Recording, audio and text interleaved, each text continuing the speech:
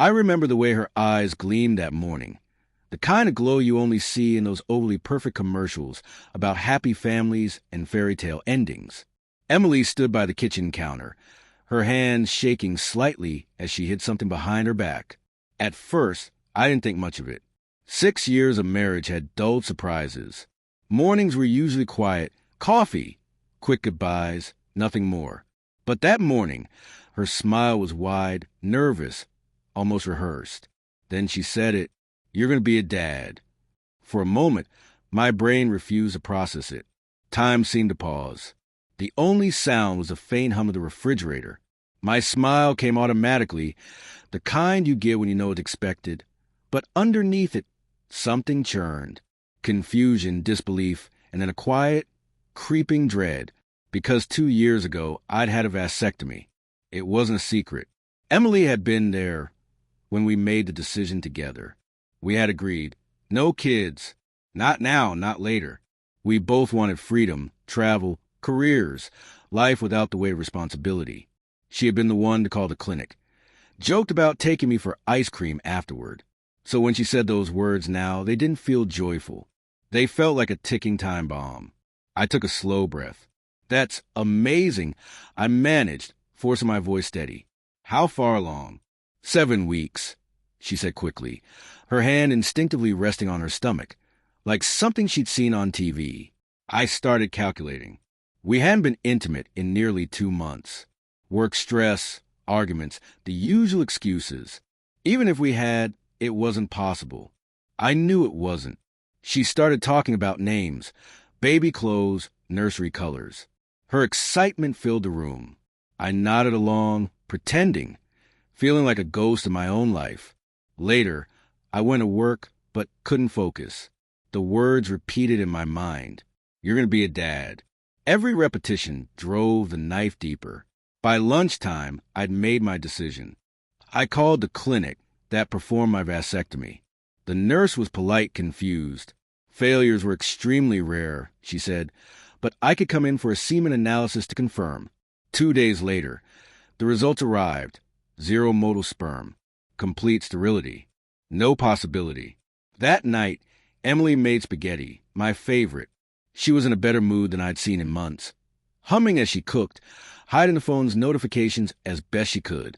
I sat at the table, watching her, noticing how much she had changed. Constant secrecy, sudden obsession with the gym, late-night work calls. After dinner, she sat across from me, eyes bright. "You're quiet," she said softly. "You're not upset, are you? I know this wasn't planned, but maybe it's a sign. Maybe life wanted this for us." That word, life, stung. I looked at her long and steady, hands on the table, though inside I was shaking. "Emily," I said calmly, "you remember I had a vasectomy, right?" Her smile faltered. "Of course," she said too quickly. "But those aren't always 100%. I nodded slowly.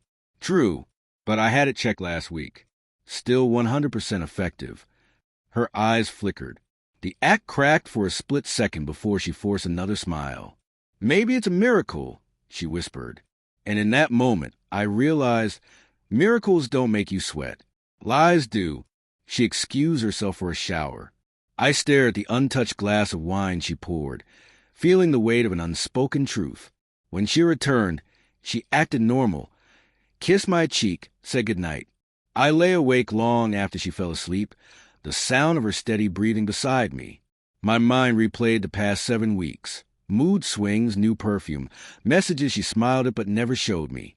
By dawn, I knew what I had to do. When morning light crept through the blinds, I was already dressed. Emily stirred, mumbling something about coffee. I told her I had an early meeting and slipped out before she could ask questions. The cool air outside felt cleaner than the one in that bedroom. I didn't go to work. I drove straight to a private investigator's office I'd found online the night before. The man who greeted me looked like he'd seen this too many times. Calm, professional. I didn't have to explain much. "My wife's pregnant," I said. "I had a vasectomy 2 years ago." He nodded, expression neutral. "You want confirmation?" "I want the truth," I replied.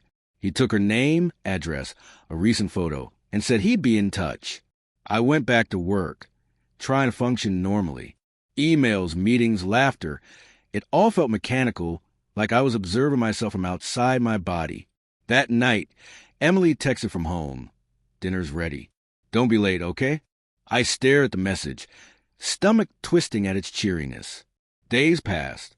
The investigator's updates arrived quietly, like small doses of poison. She met a man downtown, visited his apartment twice. Physical affection confirmed, time-stamped, undeniable. When I finally received the photos, I sat alone in my car for almost an hour before driving home.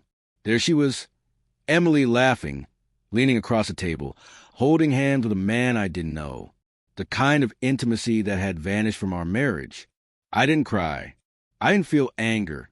Yet, just hollow calm, the sensation of illusion shattering, leaving only truth.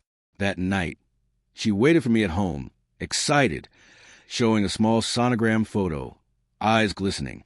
I had my first appointment today. Everything looks perfect. I looked at the tiny shape forming out of deceit. "That's great," I said quietly. For the next few days, I played along, smiling when she spoke of names, nodding at nursery ideas, while secretly planning. Once I was sure of the truth, I met an attorney. He asked one question: "Do you want to expose her or just walk away clean?" "Clean," I said, "but I want her to know I know." The next morning, I left an envelope on the kitchen counter before work. Inside, the investigator's photos, my vasectomy records, and a note. "Emily, I wish this had been a miracle, but miracles don't come with receipts and hotel check-ins. I've spoken to a lawyer. You'll hear from him soon. Take care of yourself." And the truth, I didn't wait for a call. By noon, she tried 8 times. I didn't answer. That evening, when I finally went home, she was gone, drawers half empty, her perfume lingering. The only thing left on the counter, her wedding ring, placed neatly beside the note. For a long time, I just stood there. The house was silent, heavy but freeing. That night, I sat on the porch. The air was crisp, stars faintly visible over the streetlights. My phone buzzed with a message from an unknown number. "I'm sorry. Please don't hate me." I turned it off. Nothing left to say. Once, we had meant every word of our vows, our promises, our plans. But love without truth is just performance. And I was done acting. I leaned back, closed my eyes, and listened to the quiet. In that stillness beneath the ache was a strange peace, the kind that comes not from winning or losing, but from finally seeing things as they are. For the first time in years, I wasn't waiting for her to come home.